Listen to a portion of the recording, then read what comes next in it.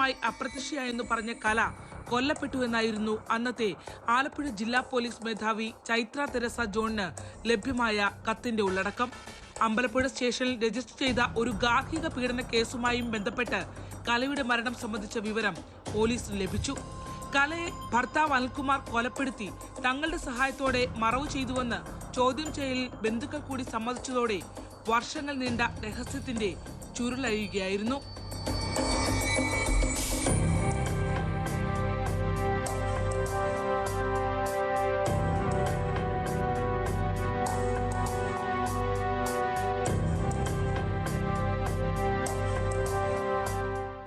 രഹസ്യ വിവരത്തിന്റെയും തുടർ പരിശോധനകളുടെയും അടിസ്ഥാനത്തിൽ 2024 ജൂലൈ 1 കലയുടെ ഭർത്താവ് അനിൽകുമാർ ബന്ധുക്കളായ ജിനു, സോമൻ, പ്രമോദ് എന്നിവരെ പ്രതി ചേർത്ത് മാന്നാർ പോലീസ് കൊലപാതക കേസിൽ എഫ്ഐആർ രജിസ്റ്റർ ചെയ്തു.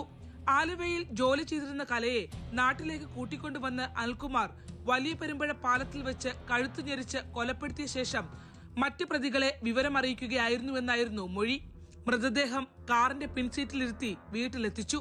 4 പേരും ചേർന്ന് മൃതദേഹം സെപ്റ്റിക് ടാങ്കിൽ മറവു ചെയ്തു എന്നാണ് പോലീസ് വിശദീകരിച്ചത്.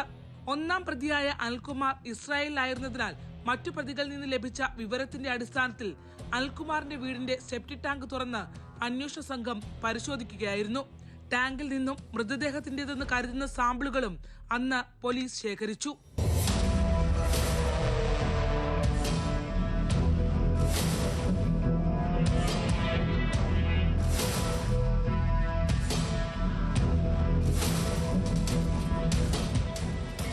കൊല്ലം മുന്നേ നടന്ന സംഭവമായതുകൊണ്ട് നമ്മുടെ റെക്കോർഡ്സിൽ അങ്ങനെ ഒരു പരാതി കിട്ടിയിട്ടില്ല. ആക്ച്വലി അമ്പലപ്പുഴയാണ് നമുക്കൊരു ഇൻഫർമേഷൻ കിട്ടിയത്. ഇങ്ങനെ ഒരു സ്ത്രീ മിസ്സിംഗ് ആണ്, കുറയപ്പെടാൻ സാധ്യത ഉള്ളതെന്ന ഇൻഫർമേഷൻ നമുക്ക് അവിടെയാണ് കിട്ടിയത്. അപ്പോൾ അതിന്റെ ബേസിസിലാണ് നമ്മൾ അവിടെ നിന്നായിരുന്നു എൻക്വയറി നടത്തിയത്. നിലവിൽ ഇപ്പോൾ എവിടെയാണുള്ളത്? ഇസ്രായേലിലാണെന്നാണ് നമ്മുടെ അറിവ്. തിരുവനന്തപുരത്തെ രാജീവ് ഗാന്ധി ഇൻസ്റ്റിറ്റ്യൂട്ട് ഓഫ് ബയോടെക്നോളജിയിൽ നടത്തിയ പരിശോധനയിലാണ് ഇപ്പോൾ വഴിത്തിരിവുണ്ടായിരിക്കുന്നത്.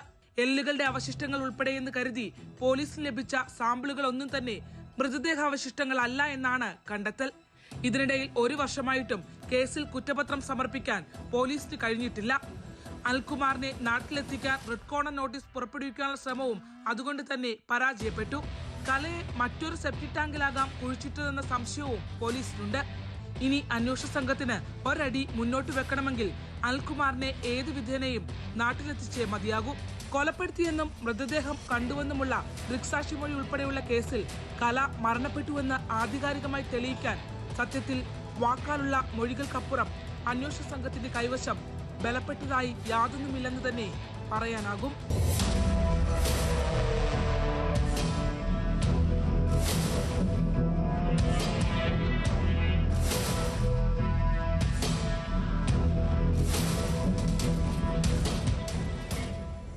വർഷങ്ങൾക്ക് ശേഷം വെളിച്ചം കണ്ട മാന്നാർ കലാ കൊലപാതക കേസിൽ നിർണായകമായ വഴിത്തിരിവാണ് ഉണ്ടായിരിക്കുന്നത്.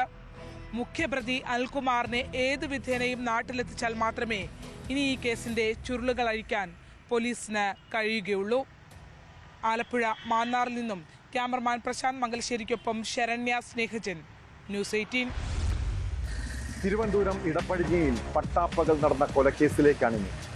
വഴുതക്കാട്ടെ കേരള കഫേ ഹോട്ടൽ ഉടമ ജസ്റ്റിൻ രാജിനെയാണ് മരിച്ച നിലയിൽ കണ്ടെത്തിയത്. സംഭവം കൊലപാതകമെന്നാണ് പോലീസിന്റെ സംശയം. ജസ്റ്റിന്റെ ഹോട്ടലിൽ ജോലി ചെയ്യുന്ന ഇതര സംസ്ഥാന തൊഴിലാളികളെ കേന്ദ്രീകരിച്ചാണ് അന്വേഷണം നടക്കുന്നത്. സംഭവത്തിന് ശേഷം സുഹൃത്ത് സ്റ്റാൻലിയുടെ സ്കൂട്ടറുമായി ഇവർ കടന്നു കളഞ്ഞെന്നാണ് സൂചന.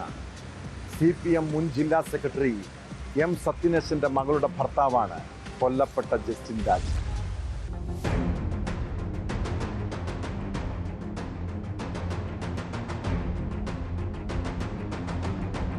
രാവിലെ 9 മണിയോടെയായിരുന്നു ജസ്റ്റിൻ രാജ് സുഹൃത്ത് സ്റ്റാൻലിയുടെ ബൈക്കെടുത്ത് ജോലിക്കാരന് കാണാനെന്ന് പറഞ്ഞു പോയത്.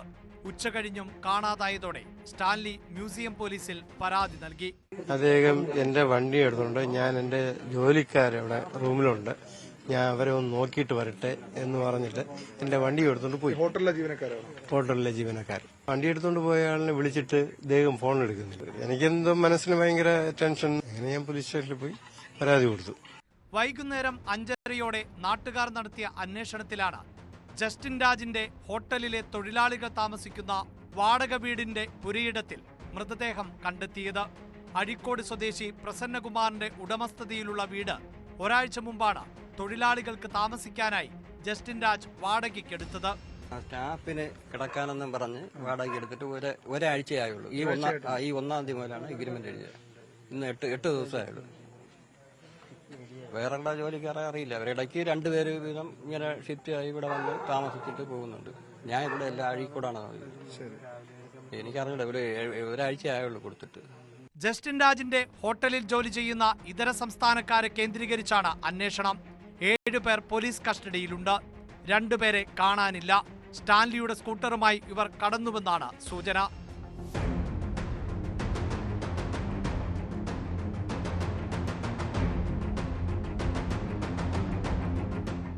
ന്യൂസ് 18 തിരുവനന്തപുരം.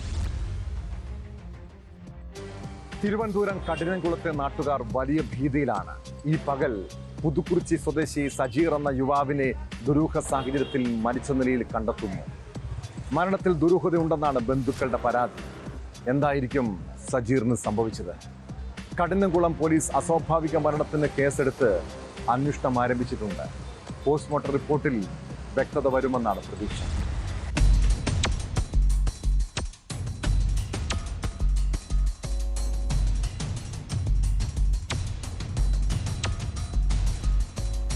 പുതുക്കുറിച്ചിയിലെ ബേക്കറി കെട്ടിടത്തിന്റെ ടെറസിൽ രാവിലെ 11 മണിയോടെയാണ് മൃതദേഹം കണ്ടെത്തിയത്. പുതുക്കുറിച്ചി തെരുവിൽ തൈവിളാകം വീട്ടിൽ 43-കാരനായ സജീറാണ് മരിച്ചത്. കെട്ടിടത്തിന്റെ 2ാമത്തെ നിലയിൽ താമസിക്കുന്നയാൾ തുണി വിരിക്കാൻ ടെറസിലെത്തിയപ്പോൾ സജീറിനെ തറയിൽ മരിച്ചു കിടക്കുന്ന നിലയിൽ കാണുകയായിരുന്നു. തുടർന്ന് കഠിനംകുളം പോലീസിൽ വിവരമറിയിച്ചു.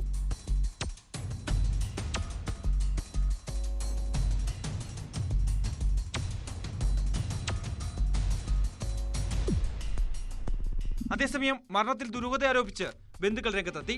ബന്ധുക്കൾക്ക് പരാതിയുള്ളതിനാൽ സയന്റിഫിക് വിരലടയാള വിദഗ്ധർ സ്ഥലത്തെത്തി പരിശോധന നടത്തി. പിന്നീടാണ് മൃതദേഹം പോസ്റ്റ്മോർട്ടത്തിനായി മാറ്റിയത്. സംഭവത്തിൽ കൂടുതൽ അന്വേഷണം നടത്തിവരുന്നതായും പോസ്റ്റ്മോർട്ടം റിപ്പോർട്ട് കിട്ടിയാലേ കൂടുതൽ കാര്യങ്ങൾ വ്യക്തമാകൂ എന്നും പോലീസ് അറിയിച്ചു.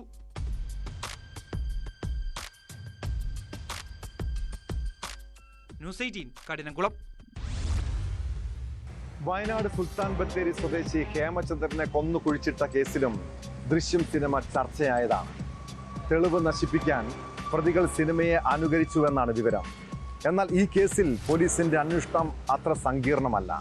വെളിപ്പെടുത്തലിന് പിന്നാലെ കൊലയാളി സംഘത്തിലെ 3 പേർ പിടിയിലായി. വിദേശത്തേക്ക് കടന്ന മുഖ്യപ്രതി നൌഷാദിനെ പിടികൂടുക ദുഷ്കരമെന്ന് കരുതിയെങ്കിലും അയാളും വലയിലായി. വിദേശത്തായിരുന്ന പ്രതിയെ ബംഗളൂരു വിമാനത്താവളത്തിലെത്തിയതിന് പിന്നാലെ എമിഗ്രേഷൻ വിഭാഗം കസ്റ്റഡിയിലെടുക്കുകയായിരുന്നു. പിന്നാലെ നൌഷാദിനെ കസ്റ്റഡിയിൽ വാങ്ങാൻ കോഴിക്കോട്ട് നിന്നുള്ള പോലീസ് സംഘം ബംഗളൂരുവിലേക്ക് തിരിച്ചിട്ടുണ്ട്. എന്തിനാണ് ഹേമചന്ദ്രനെ കൊലപ്പെടുത്തിയെന്നാണ് ഇനി അറിയേണ്ടത്.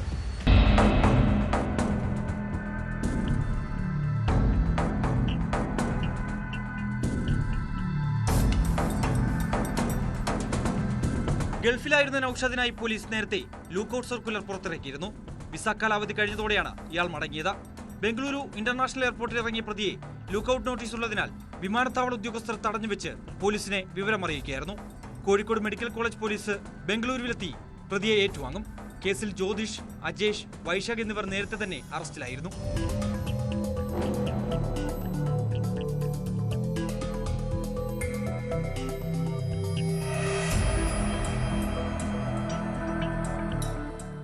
ഒന്നര വർഷം മുമ്പ് കോഴിക്കോട്ട് നിന്ന് കാണാതായ വയനാട് ബത്തേരി സ്വദേശി ഹേമചന്ദ്രന്റെ മൃതദേഹം ജൂൺ 28-നാണ് നീലഗിരിയിലെ ചേരമ്പാടി വനമേഖലയിൽ കുഴിച്ചിട്ട നിലയിൽ കണ്ടെത്തിയത്. സുൽത്താൻ ബത്തേരിയിലെ വീട്ടിൽ വെച്ച് നൌഷാദും കൂട്ടാളികളും ഹേമചന്ദ്രനെ കൊലപ്പെടുത്തി മൃതദേഹം വനത്തിൽ കുഴിച്ചിട്ടെന്നാണ് അന്വേഷണ സംഘത്തിന്റെ കണ്ടെത്തൽ. റിയൽ എസ്റ്റേറ്റ്, സ്വകാര്യ ചിട്ടി കമ്പനി, റെന്റേ കാർ തുടങ്ങിയ ഇടപാടുകൾ നടത്തിവന്ന ഹേമചന്ദ്രൻ 20 ലക്ഷത്തോളം രൂപ പലർക്കും നൽകാനുണ്ടായിരുന്നു. സാമ്പത്തിക തർക്കത്തെ തുടർന്നാണ് പ്രതികൾ ഹേമചന്ദ്രനെ കൊന്നതെന്ന് പോലീസ് പറയുന്നു. കണ്ണൂർ സ്വദേശിയായ സ്ത്രീയെ ഉപയോഗിച്ചാണ് ഹേമചന്ദ്രനെ പ്രതികൾ വിളിച്ചു വരുത്തിയത്. 53-കാരനായ ഹേമചന്ദ്രനുമായി ഈ സ്ത്രീ നേരത്തെ പരിചയം സ്ഥാപിച്ചിരുന്നു. ഇവരുൾപ്പെടെ മറ്റു ചിലർ കൂടി കേസിൽ പ്രതികളാകുമെന്നാണ് സൂചന.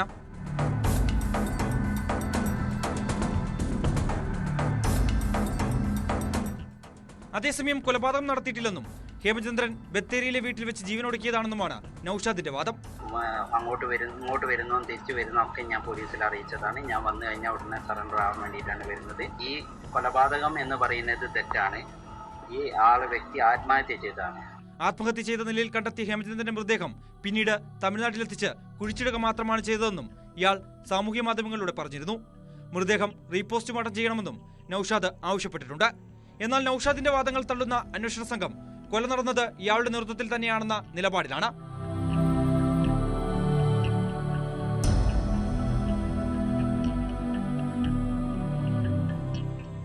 News desk, news 18.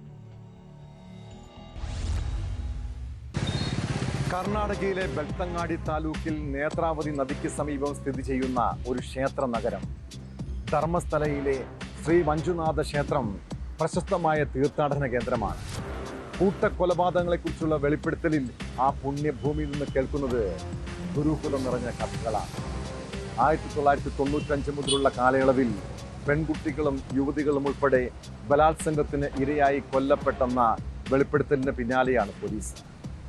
മുൻ ശുചീകരണ തൊഴിലാളി വിവരങ്ങൾ നൽകിയതിന്റെ അടിസ്ഥാനത്തിൽ പോലീസ് കേസ് രജിസ്റ്റർ ചെയ്തു. എന്നാൽ കൂടുതൽ വിവരങ്ങൾ പുറത്തുവിടാൻ അന്വേഷണ സംഘം തയ്യാറായിട്ടില്ല. ഇതിനിടെ 2012 +2 വിദ്യാർത്ഥിനി ബലാത്സംഗത്തിനിരയായി കൊല്ലപ്പെട്ട കേസും വീണ്ടും ചർച്ചയാവുകയാണ്.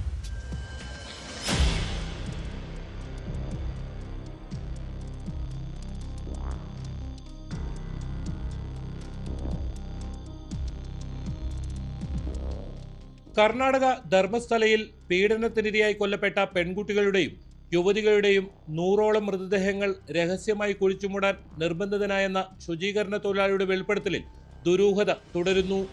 ധർമ്മസ്ഥല പോലീസ് കേസെടുത്ത് അന്വേഷണം ആരംഭിച്ചെങ്കിലും കൂടുതൽ വിവരങ്ങൾ പുറത്തുവിടാൻ തയ്യാറായിട്ടില്ല. ബെൽത്തങ്ങാടി കോടതി നിർദ്ദേശത്തെ തുടർന്നാണ് പോലീസ് കേസ് രജിസ്റ്റർ ചെയ്തത്. പേരുവിവരങ്ങൾ മറച്ചുവെച്ചാണ് ശുചീകരണ തൊഴിലാളി അഭിഭാഷകൻ മുഖേന വെളിപ്പെടുത്തൽ നടത്തിയത്. പോലീസ് സംരക്ഷണം നൽകിയാൽ കൂടുതൽ വിവരങ്ങൾ നൽകാമെന്നും ഇയാൾ അവകാശപ്പെട്ടിരുന്നു.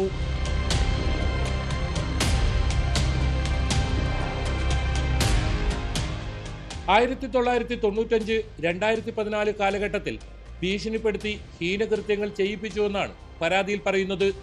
ഇതോടെ 2012 ഒക്ടോബർ 9 ധർമ്മസ്ഥലയിൽ പീഡനത്തിനിരയായി കൊല്ലപ്പെട്ട +2 വിദ്യാർത്ഥിനിയുടെ കേസ് വീണ്ടും ചർച്ചയായിട്ടുണ്ട്. കോളേജിൽ നിന്ന് വീട്ടിലേക്ക് പുറപ്പെട്ട പെൺകുട്ടിയെ സ്കൂൾ യൂണിഫോമും ബാഗും ഉൾപ്പെടെ ആളൊഴിഞ്ഞ പ്രദേശത്ത് കൊല്ലപ്പെട്ട നിലയിൽ കണ്ടെത്തുകയായിരുന്നു. കേസിൽ കാർക്കള സ്വദേശിയെ പ്രതി ചേർത്ത് കേസെടുത്തിരുന്നുവെങ്കിലും തെളിവുകളുടെ അഭാവത്തിൽ കോടതി വിട്ടയച്ചു. ഇയാളല്ല കൊലയാളിയെന്ന് കുടുംബവും നേരത്തെ വ്യക്തമാക്കിയിരുന്നു. കേസുമായി ബന്ധപ്പെട്ട് അന്നത്തെ അന്വേഷണ ഉദ്യോഗസ്ഥരുടെ കൃത്യവിലോപം ചർച്ചയാവുകയും ഇവരിൽ ഒരാളെ സ്ഥലം മാറ്റുകയും ചെയ്യുകയുമുണ്ടായി. ശുചീകരണ തൊഴിലാളിയുടെ വെളിപ്പെടുത്തലിന്റെ അടിസ്ഥാനത്തിൽ സത്യസന്ധമായ അന്വേഷണം നടത്തി ദുരൂഹത മാറ്റണമെന്ന ആവശ്യമാണ് ഉയരുന്നത്.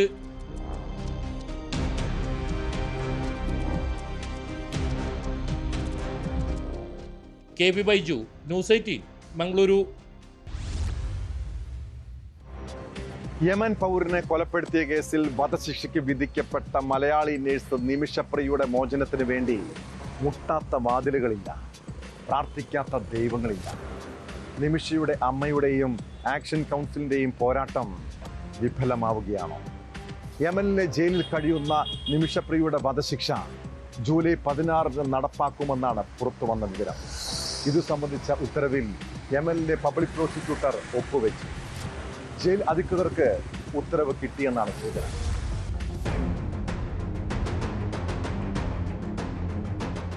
പാലക്കാട് സ്വദേശിനി നിമിഷപ്രിയ 2009 നേഴ്സായി യമനിൽ ജോലിക്കെത്തിയത്. 2012 തൊടുപുഴ സ്വദേശി ടോമി തോമസിനെ വിവാഹം കഴിച്ചു. വൈകാതെ ടോമിയും യമനിലെത്തി. അവിടെ വെച്ച് ഇവർക്ക് ഒരു കുഞ്ഞ് ജനിച്ചു.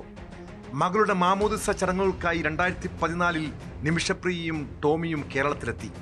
ഇവരുടെ സുഹൃത്തു കൂടിയായിരുന്ന തലാൽ അബ്ദുൽ മഹ്ദിയും നാട്ടിലേക്കുള്ള യാത്രയിൽ ഒപ്പമുണ്ടായിരുന്നു. യമൻ പൗരനായ തലാലിനെ സ്പോൺസറാക്കി യമനിൽ ക്ലിനിക്ക് ആരംഭിക്കാനുള്ള പദ്ധതി നിമിഷയും ഭർത്താവും ആലോചിച്ചു. അങ്ങനെ നിമിഷയും തലാലും യമനിലേക്ക് മടങ്ങി. തൊട്ടു പിന്നാലെ മകളെയും കുട്ടി യമനിലേക്ക് പോകാൻ ടോമി പദ്ധതിയിട്ടെങ്കിലും യമനിൽ യുദ്ധം രൂക്ഷമായതോടെ മടങ്ങാനായില്ല.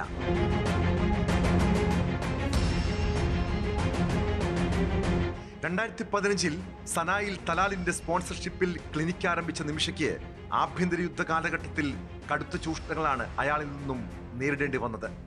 മാനസികമായും ശാരീരികമായും സാമ്പത്തികമായും തലാൽ നിമിഷയെ ചൂഷണം ചെയ്തു. അങ്ങനെയാണ് 2017 ജൂലൈയിൽ യമൻ സ്വദേശിനിയായ മറ്റൊരു ജീവനക്കാരിയുമായി ചേർന്ന് തലാലിനെ കൊലപ്പെടുത്തിയത്. പിന്നീട് നിമിഷയും സുഹൃത്തും ചേർന്ന് മൃതദേഹം വീടിന് മുകളിലെ ജലസംഭരണിയിൽ ഒളിപ്പിച്ചു. പിന്നാലെ നിമിഷപ്രിയ അറസ്റ്റിലായി.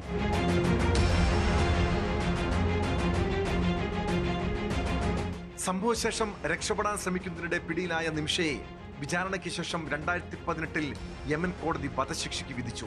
നിമിഷപ്രിയയുടെ വധശിക്ഷ യമനിലെ അപ്പീൽ കോടതി ശരിവെച്ചെങ്കിലും കൊല്ലപ്പെട്ടയാളുടെ ബന്ധുക്കൾക്ക് ബ്ലഡ് മണി നൽകി മാപ്പ് തേടാനുള്ള സാധ്യത തുറന്നിട്ടിരുന്നു. പിന്നീട് നിമിഷപ്രിയ ആക്ഷൻ കൗൺസിൽ രൂപീകരിച്ച് വിധിക്കെതിരെ വിവിധ കോടതികളിൽ അപ്പീലുകൾ നൽകിയെങ്കിലും അനുകൂല തീരുമാനമുണ്ടായില്ല. വധശിക്ഷ റദ്ദാക്കാനുള്ള നീക്കങ്ങൾ നടക്കുന്നതിനിടെയാണ് ശിക്ഷ നടപ്പാക്കാനായി ജയിലിൽ ഉത്തരവെത്തിയത്. Yesterday I got a call from the chairman of the prisons and he informed me that that the Nimisha's execution order has been received in the jail. NAFA checked on it and he confirmed it.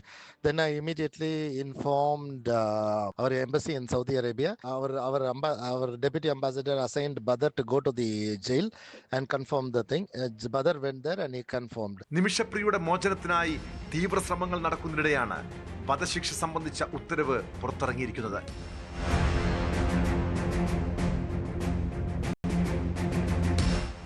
News desk news 18.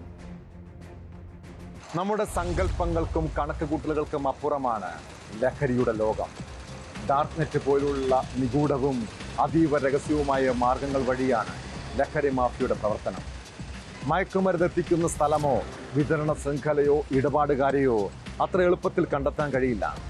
ഇത്തരം ഒരു സംഘത്തെയാണ് കഴിഞ്ഞ ദിവസം NCB പിടികൂടിയത്. എന്നാൽ ഇവരിൽ നിന്ന് കെറ്റാമെലോണിന്റെ ഉള്ളറകളിലേക്ക് അന്വേഷണ സംഘത്തിന് എത്താൻ കഴിയുമോ? ഡാർക്ക് നെറ്റ് ലഹരി കേസിൽ പ്രതികളെ 4 ദിവസത്തേക്ക് NCB കസ്റ്റഡിയിൽ വാങ്ങി. മുഖ്യപ്രതി എഡിസൺ, രണ്ടാം പ്രതി അരുൺ തോമസ്, എഡിസന്റെ കൂട്ടാളി ഡിയോൾ എന്നിവരെ ഒന്നിച്ചിരുത്തി ചോദ്യം ചെയ്താൽ കൂടുതൽ വിവരങ്ങൾ ലഭിക്കുമോ? ലഹരി മാഫിയയുടെ കണ്ണുകൾ തേടിയാണ് അന്വേഷണം.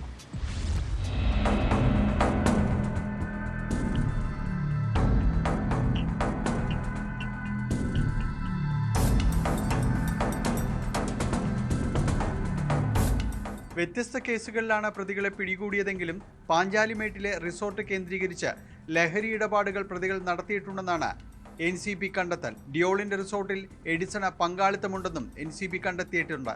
നാർക്കോട്ടിക്സ് കൺട്രോൾ ബ്യൂറോ സാധാരണ പിടികൂടുന്നതിനേക്കാൾ 10 ഇരട്ടി ലഹരിയാണ് എഡിസൺ കൈകാര്യം ചെയ്തത്.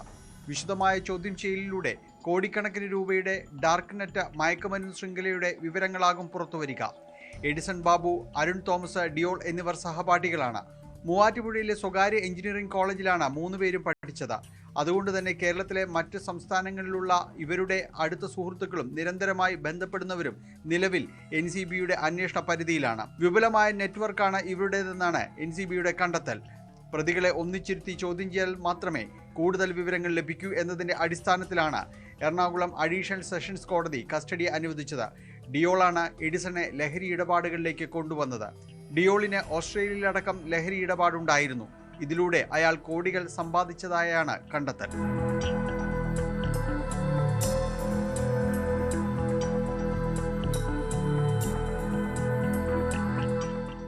ന്യൂസ് 18 കൊച്ചി. ലഹരി സംഘങ്ങൾ രാത്രിയും പകലും നാട്ടിൽ അഴിഞ്ഞാടുകയാണ്. പരസ്പരം തമ്മിൽ തല്ലുന്നതും നാട്ടുകാരെ കയ്യേറ്റം ചെയ്യുന്നതും പതിവ്. പോലീസ് എത്തിയാലും അവർക്ക് യാതൊരു കൂസലുമില്ല. തിരുവനന്തപുരം പഴവങ്ങാടിയിൽ നടുറോഡിൽ യുവാക്കൾ ലഹരി ഉപയോഗിച്ച് പരാക്രമം കാട്ടിയതാണ് ഒടുവിലത്തെ സംഭവം. കഴിഞ്ഞ രാത്രി പഴവങ്ങാടി ക്ഷേത്രത്തിന് മുന്നിൽ ആക്രമണം നടക്കുന്നതറിഞ്ഞ് പോലീസ് എത്തിയിട്ടും പരാക്രമം തുടർന്നു. പിന്നീട് ഫോർട്ട് സ്റ്റേഷനിൽ എത്തിച്ച ശേഷം പോലീസിന് നേരെയായി ആക്രമണം. കേസിൽ 2 പേരെ അറസ്റ്റ് ചെയ്തിട്ടുണ്ട്.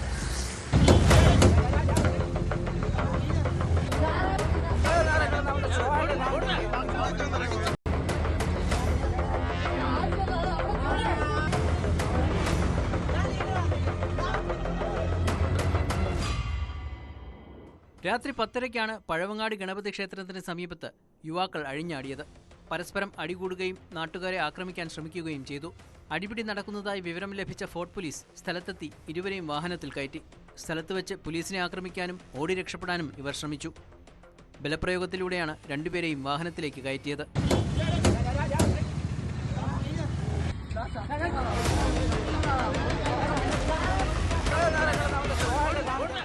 പോലീസിന് നേരെയും യുവാക്കളുടെ പരാക്രമം തുടർന്നു.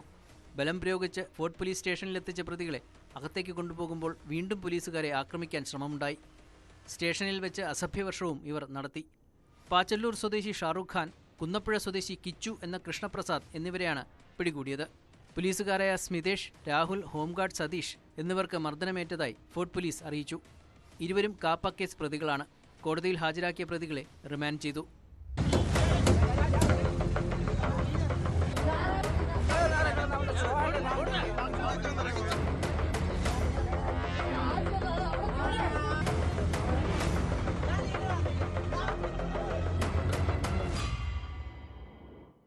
ന്യൂസ് 18 തിരുവനന്തപുരം. അമേരിക്കയിൽ സ്ഥിരതാമസമാക്കിയ സ്ത്രീയുടെ തിരുവനന്തപുരം ജവഹർ നഗറിലുള്ള ആഡംബര വീട് തട്ടിയെടുത്ത കേസിൽ വഴിത്തിരിവ്. കോടികൾ വില വരുന്ന വീടും വസ്തുവും തട്ടിയെടുത്തതിന് പിന്നിൽ ഉദ്യോഗസ്ഥരടങ്ങുന്ന വൻ ലോബിയുണ്ടെന്നാണ് വിവരം. കോൺഗ്രസ് നേതാവ് അനന്തപുരി മണികണ്ഠന്റെ സമ്മർദ്ദത്തെ തുടർന്നാണ് വ്യാജ പ്രമാണത്തിൽ താൻ ഒപ്പിട്ട് നൽകിയതെന്ന് അറസ്റ്റിലായ യുവതി പോലീസിന് മൊഴി നൽകി. മണികണ്ഠനെ കണ്ടെത്താൻ അന്വേഷണം നടത്തിയെങ്കിലും ഇയാൾ ഒളിവിലാണ്. കേസിൽ അഭിഭാഷകർ ഉൾപ്പെടെ വമ്പന്മാർ കുടുങ്ങുമെന്നാണ് സൂചന.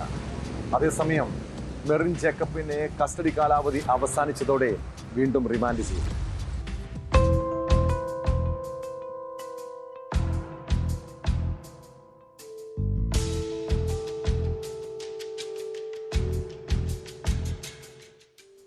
വിശദമായ തെളിവെടുപ്പിന് വേണ്ടി മ്യൂസിയം പോലീസ് കസ്റ്റഡിയിൽ വാങ്ങിയ മെറിൻ ജേക്കബിനെ ചോദ്യം ചെയ്യുന്നതിനിടെയാണ് തട്ടിപ്പിനെക്കുറിച്ച് തനിക്ക് അറിവില്ലായിരുന്നെന്നും അനന്തപുരി മണികണ്ഠൻ നിർബന്ധിച്ചതിനെ തുടർന്നാണ് വ്യാജ പ്രമാണങ്ങളിൽ ഒപ്പിട്ട് നൽകിയതെന്നും യുവതി മൊഴി നൽകിയത്. എന്നാൽ വിശദമായ അന്വേഷണത്തിന് ശേഷമേ മണികണ്ഠനെ കേസിൽ പ്രതി ചേർക്കുമെന്ന് മ്യൂസിയം പോലീസ് വ്യക്തമാക്കി. സാമ്പത്തിക പ്രതിസന്ധി നേരിടുന്ന കുടുംബമാണ് മെറിൻ്റേതെന്നാണ് പോലീസിന്റെ കണ്ടെത്തൽ. ഇത് മറികടക്കാനാണ് സാമ്പത്തിക നേട്ടം പ്രതീക്ഷിച്ച് യുവതി തട്ടിപ്പിന്റെ ഭാഗമായതെന്നാണ് അന്വേഷണ സംഘത്തിന്റെ വിലയിരുത്തൽ. ശാസ്തമംഗലത്തെ സബ് രജിസ്ട്രാർ ഓഫീസിൽ തെളിവെടുപ്പിനെത്തിച്ച യുവതി മാധ്യമങ്ങളുടെ ചോദ്യങ്ങളോട് പ്രതികരിച്ചത് ഇങ്ങനെ. കൊല്ലം കടക്കലിലെ മെറിന്റെ വീട്ടിലെത്തിച്ചും തെളിവെടുപ്പ് പൂർത്തിയാക്കിയ ശേഷം യുവതിയെ കോടതിയിൽ ഹാജരാക്കും. യുവതിയുടെ പക്കൽ നിന്ന് 1.5 കോടി രൂപയ്ക്ക് വസ്തു എഴുതി വാങ്ങിയ ചന്ദ്രസേനനെ വിശദമായി ചോദ്യം ചെയ്യാനാണ് പോലീസിന്റെ തീരുമാനം. സ്ഥലത്തിന്റെ ഉടമയറിയാതെ വ്യാജ പ്രമാണം നിർമ്മിച്ച കാര്യം ഇയാൾക്ക് അറിയാമോ എന്ന് കണ്ടെത്താനാണ് ചോദ്യം ചെയ്യാൻ ഒരുങ്ങുന്നത്. കഴിഞ്ഞ ജനുവരിയിലാണ് ജവഹർ നഗർ സ്വദേശിനിയും അമേരിക്കയിൽ സ്ഥിരതാമസക്കാരിയുമായ ഡോറ അസറിയ ക്രിപ്സിന്റെ പേരിലുള്ള ആഡംബര വസതിയും സ്ഥലവും വ്യാജ പ്രമാണം നിർമ്മിച്ച് ഒരു സംഘം തട്ടിയെടുത്തത്.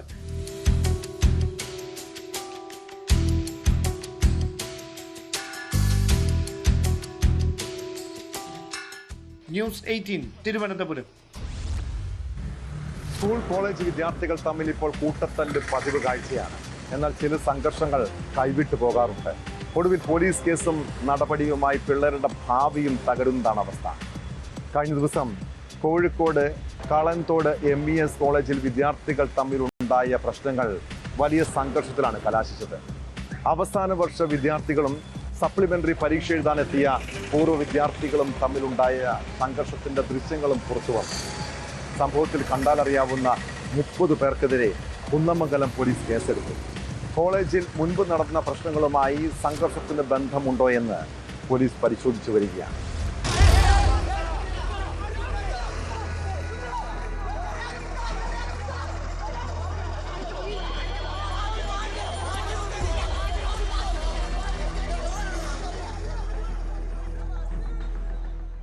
കോളേജിലെ അവസാന വർഷ വിദ്യാർത്ഥികളും സപ്ലിമെന്ററി പരീക്ഷ എഴുതാനെത്തിയ പൂർവ്വ വിദ്യാർത്ഥികളുമാണ് ഏറ്റുമുട്ടിയത്. കോളേജിൽ ആരംഭിച്ച തമ്മിലടി വഴിയിലേക്ക് നീങ്ങിയതോടെ ഗതാഗതം അടക്കം സ്തംഭിച്ചു. പോലീസ് എത്തി ലാത്തി വീശിയാണ് വിദ്യാർത്ഥികളെ പിരിച്ചുവിട്ടത്.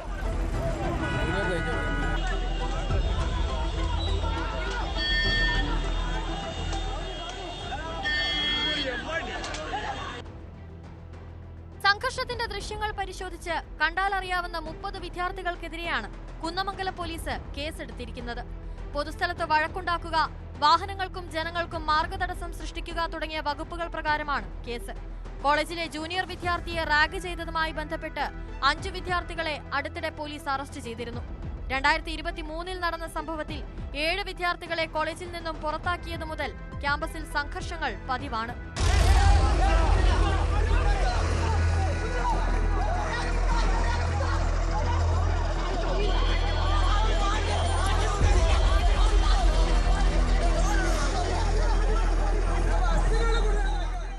ന്യൂസ് 18 കോഴിക്കോട്.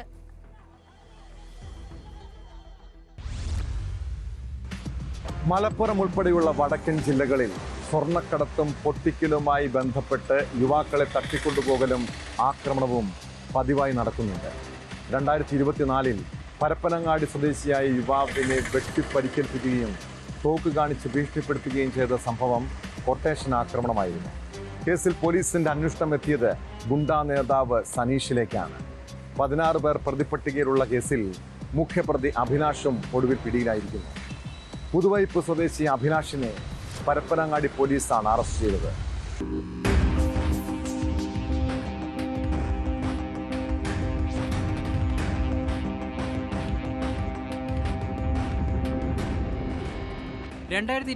മെയ്യിലാണ് സ്വർണ്ണക്കടത്തുമായി ബന്ധപ്പെട്ട തർക്കത്തെ തുടർന്ന് പരപ്പനങ്ങാടി ചെട്ടിപ്പടി കടപ്പുറത്ത് ഗുണ്ടാസംഘത്തിന്റെ ആക്രമണമുണ്ടായത്. എറണാകുളത്തെ ഗുണ്ടാസംഘങ്ങളുടെ സഹായത്തോടെ താനൂർ പരപ്പനങ്ങാടി സ്വദേശികൾ ചേർന്ന് നടത്തിയ ആക്രമണത്തിൽ യുവാവിന് തലയ്ക്ക് വെട്ടേറ്റിരുന്നു. 16 പ്രതികളിൽ പ്രധാനിയാണ് പിടിയിലായ പുതുവൈപ്പ് സ്വദേശി അഭിലാഷ് എന്ന് പോലീസ് പറഞ്ഞു.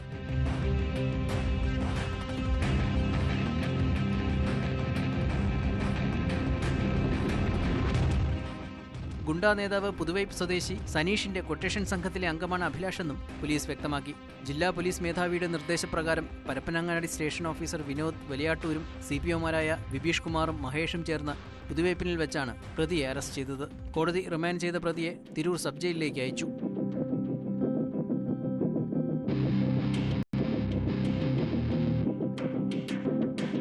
ന്യൂസ് 18 തിരൂർ. നാട്ടിൽ അക്രമ സംഭവമോ കൊലപാതകമോ ഉണ്ടായാൽ പോലീസ് ഉടൻ തന്നെ എത്തേണ്ടതാണ്. എന്നാൽ രാത്രി സമയങ്ങളിൽ പട്രോളിംഗ് ഡ്യൂട്ടി ഉണ്ടെങ്കിലും ചില ഉദ്യോഗസ്ഥർ അനങ്ങാറില്ല. അങ്ങനെ ജോലിയിൽ വീഴ്ച വരുത്തിയാൽ ഉണ്ടാകുന്ന നടപടിയെക്കുറിച്ച് പോലീസുകാർ തിരിച്ചറിഞ്ഞാൽ കൊള്ളാം. കോഴിക്കോട് ബേപ്പൂർ ലോഡ്ജിലെ കൊലപാതക കേസിന്റെ അന്വേഷണത്തിൽ വീഴ്ച വരുത്തിയ 2 പോലീസ് ഉദ്യോഗസ്ഥരെ സസ്പെൻഡ് ചെയ്തു. Grade ASI Anandan, CPO Jithin Lal എന്നിവർക്കെതിരെയാണ് നടപടി. കൊലപാതകം ഉണ്ടായെന്ന് അറിയിച്ചിട്ടും സ്ഥലത്തെത്തിയില്ലെന്ന സ്പെഷ്യൽ ബ്രാഞ്ച് റിപ്പോർട്ടിനെ തുടർന്നാണ് സസ്പെൻഷൻ.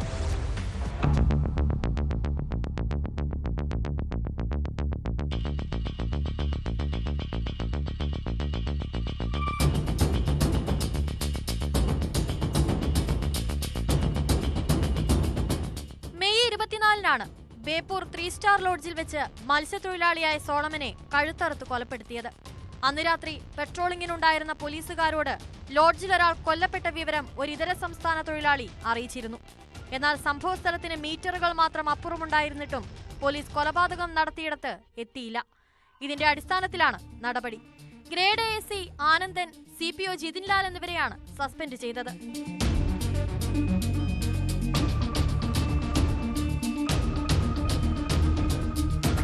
പലപ്പണിക്കാരനായ കൊല്ലം സ്വദേശി സോളമൻ തലേദിവസം രാത്രിയാണ് 3 സ്റ്റാർ ലോഡ്ജിലെത്തിയത്. അനീഷ് എന്ന കൊല്ലം സ്വദേശിയുടെ മുറിയിലായിരുന്നു സോളമനെ മരിച്ച നിലയിൽ കണ്ടെത്തിയത്. പോലീസ് അന്വേഷണത്തിൽ കൊല്ലം വാടിക്കൽ സ്വദേശി മാനുവൽ എന്ന ജോസാണ് കൊലപാതകിയെന്ന് കണ്ടെത്തുകയും ഇയാളെ പിന്നീട് അറസ്റ്റ് ചെയ്യുകയും ചെയ്തു. അനീഷിന്റെ മുറിയിലാണ് ജോസും താമസിച്ചിരുന്നത്. മുറിയിലെ മറ്റുള്ളവർ സംഭവ ദിവസം നാട്ടിൽ പോയിരുന്നു. തുടർന്ന് രാത്രി ഭക്ഷണം കഴിക്കാൻ പുറത്തിറങ്ങിയപ്പോഴാണ് ജോസ് സോളമനെ യാദൃശ്ചികമായി പരിചയപ്പെട്ടത്. തുടർന്ന് മുറിയിലെത്തിയ ഇരുവരും മദ്യപിച്ചെന്നും ഇതിന് പിന്നാലെയുണ്ടായ തർക്കമാണ് കൊലപാതകത്തിൽ കലാശിച്ചതെന്നുമായിരുന്നു പോലീസ് കണ്ടെത്തൽ. ജോസ് ഇപ്പോൾ റിമാൻഡിലാണ്.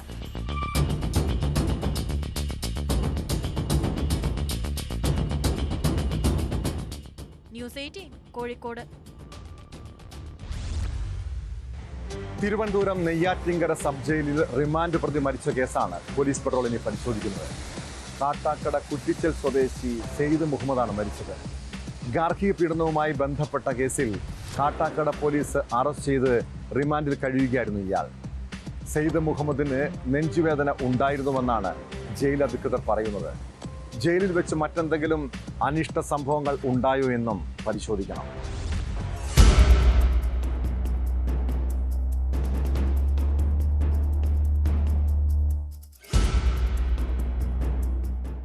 ജയിലിൽ വെച്ച് അബോധാവസ്ഥയിലായ സെയ്ദ് മുഹമ്മദിനെ പുലർച്ചെയാണ് നെയ്യാറ്റിൻകര ജനറൽ ആശുപത്രിയിൽ എത്തിച്ചത്.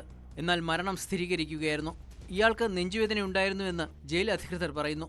മദ്യപിച്ച് വീട്ടിൽ ബഹളമുണ്ടാക്കുന്നത് പതിവായതിനെ തുടർന്ന് 2 മാസം മുമ്പാണ് ഭാര്യയുടെ പരാതിയിൽ സെയ്ദ് മുഹമ്മദിനെ കാട്ടാക്കട പോലീസ് അറസ്റ്റ് ചെയ്തത്. തുടർന്ന് കോടതി റിമാൻഡ് ചെയ്ത് നെയ്യാറ്റിൻകര സബ് ജയിലിലേക്ക് അയക്കുകയായിരുന്നു. 2 മാസത്തിന് മുമ്പായിട്ട് പുള്ളിയുടെ വീട്ടിൽ ഒരു ഭാര്യയുമായിട്ടുള്ള ഗാർഹിക പീഡനത്തിൻ്റെ പേരിൽ പുള്ളിയെ കാട്ടാക്കട പോലീസ് അറസ്റ്റ് ചെയ്യുകയും 2 മാസത്തോളമായി ജയിലിലാണ്. അപ്പോൾ ഇന്ന് രാവിലെ പുള്ളിയുടെ ഭാര്യ എന്നെ വിളിച്ചിട്ട് പറയുന്നു എൻ്റെ ഭർത്താവ് മരണപ്പെട്ടു പോയി എന്ന് പറയുന്നു. ആർഡിഒയുടെ സാന്നിധ്യത്തിൽ മൃതദേഹ പരിശോധന നടത്തി. ഫോറൻസിക് വിരലടയാള വിദഗ്ധരും സ്ഥലത്തെത്തി പരിശോധന നടത്തി. തിരുവനന്തപുരം മെഡിക്കൽ കോളേജ് ആശുപത്രിയിൽ പോസ്റ്റ്മോർട്ടത്തിന് ശേഷം മൃതദേഹം ബന്ധുക്കൾക്ക് വിട്ടുനൽകും. സംഭവത്തിൽ നെയ്യാറ്റിൻകര പോലീസ് കേസെടുത്ത് അന്വേഷണം തുടങ്ങി. പോസ്റ്റ്മോർട്ടം റിപ്പോർട്ട് കിട്ടിയാലേ മരണകാരണം വ്യക്തമാകുമെന്ന് പോലീസ് പറഞ്ഞു.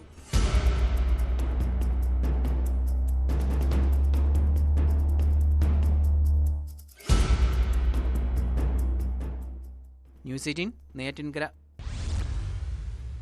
പണം ഇരട്ടിപ്പിക്കൽ, വിദേശത്ത് ജോലി, സമൂഹ മാധ്യമങ്ങളുടെ ബിസിനസ് പ്രൊമോഷൻ, സൈബർ സംഘങ്ങളുടെ പുതിയ തട്ടിപ്പാണിത്.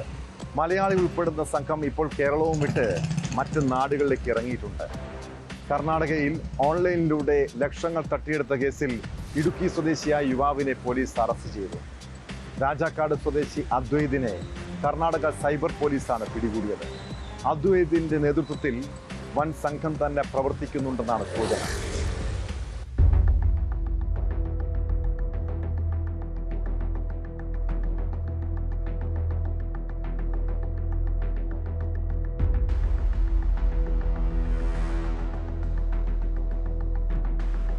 കർണാടക ഗാദായി സൈബർ പോലീസാണ് ഇടുക്കിയിലെത്തി അദ്വൈതിനെ അറസ്റ്റ് ചെയ്തത്. ഈ സ്റ്റേഷൻ പരിധിയിൽ മാത്രം 20 ലക്ഷത്തിന്റെ തട്ടിപ്പ് ഇയാൾ നടത്തിയിട്ടുണ്ട്. കർണാടകയിലെ വിവിധ സ്റ്റേഷനുകളിൽ സമാനമായ പരാതികളുണ്ടെന്ന് പോലീസ് അറിയിച്ചു. അദ്വൈതിന്റെ നേതൃത്വത്തിലുള്ള സംഘം കർണാടകയിലെ വിവിധ മേഖലകളിലുള്ള ആളുകളെ കേന്ദ്രീകരിച്ച തട്ടിപ്പ് നടത്തുകയായിരുന്നു.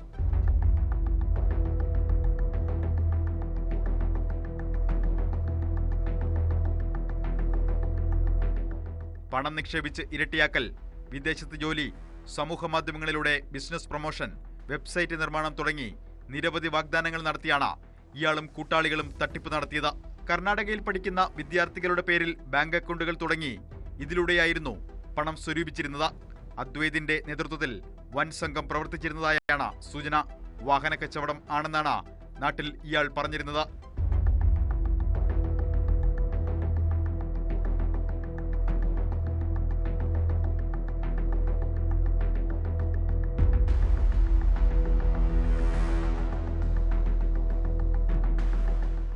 ന്യൂസ് 18 ഇടുക്കി.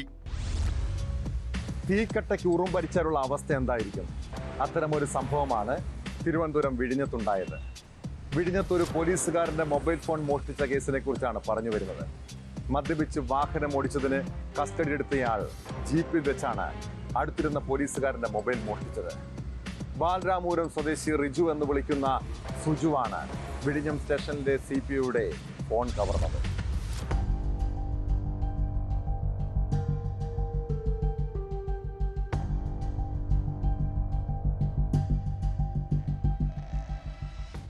ശനിയാഴ്ച വൈകിട്ട് മുക്കോല ഭാഗത്ത് മദ്യപിച്ച് ബൈക്ക് ഓടിച്ചു വരവെയാണ് പോലീസ് സംഘം സുജുവിനെ പിടികൂടിയത്.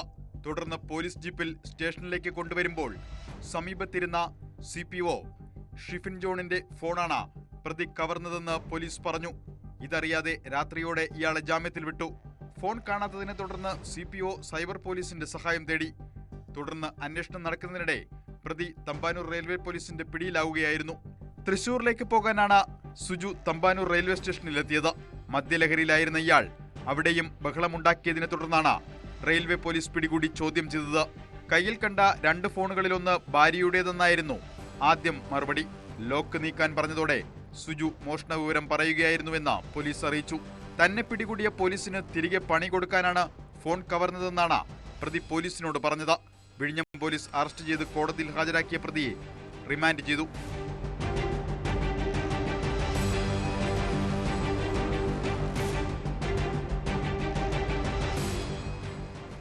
ന്യൂസ് 18 നെയ്യാറ്റിൻകര. മഞ്ഞുമൽ ബോയ്സ് സിനിമയുമായി ബന്ധപ്പെട്ട സാമ്പത്തിക തട്ടിപ്പ് കേസിൽ നടൻ സൗബിൻ ഷാഹിറിനെ 2ാം ദിവസവും ചോദ്യം ചെയ്ത് പോലീസ്. സൗബിൻ സമർപ്പിച്ച രേഖകൾ പൂർണ്ണമല്ലെന്നും ഉടൻ വീണ്ടും ചോദ്യം ചെയ്യുമെന്നും പോലീസ് അറിയിച്ചു. പരാതിക്കാരൻ മുടക്കിയ തുക തിരികെ നൽകിയെന്നും ലാഭവിഹിതം നൽകാൻ തയ്യാറാണെന്നും സൗബിൻ പറഞ്ഞു. കേസിൽ എൻഫോഴ്സ്മെന്റ് ഡയറക്ടറേറ്റിന്റെ അന്വേഷണവും തുടരുകയാണ്.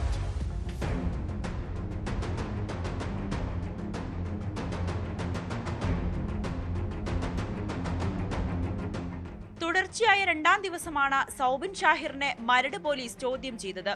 മഞ്ഞുമൽ ബോയ് സിനിമയുടെ ലാഭവിഹിതത്തിന്റെ 40% നൽകാമെന്ന് വാഗ്ദാനം ചെയ്ത തന്റെ പക്കൽ നിന്നും 7 കോടി രൂപ വാങ്ങിയെന്നും സിനിമ ലാഭത്തിലായിട്ടും തനിക്ക് പണം നൽകിയില്ലെന്നും കാട്ടി അരൂർ സ്വദേശി സിറാജ് നൽകിയ പരാതിയിലാണ് സൗബിൻ അടക്കമുള്ള നിർമ്മാതാക്കൾക്കെതിരെ പോലീസ് കേസെടുത്തത്.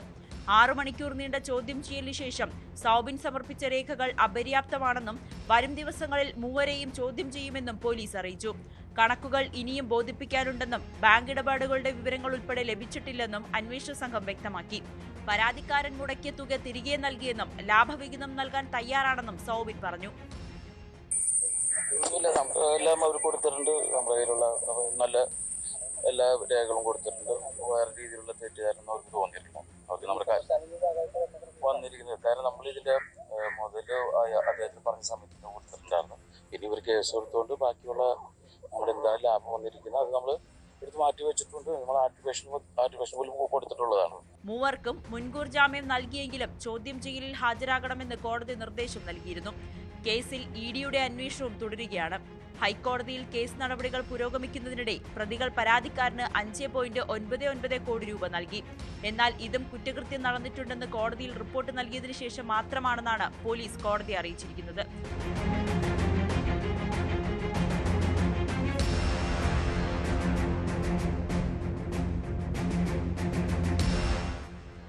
ന്യൂസ് 18 കൊച്ചി. കുറ്റകൃത്യങ്ങളുടെ മറ്റു ചില വാർത്തകൾ ചുരുക്കത്തിൽ.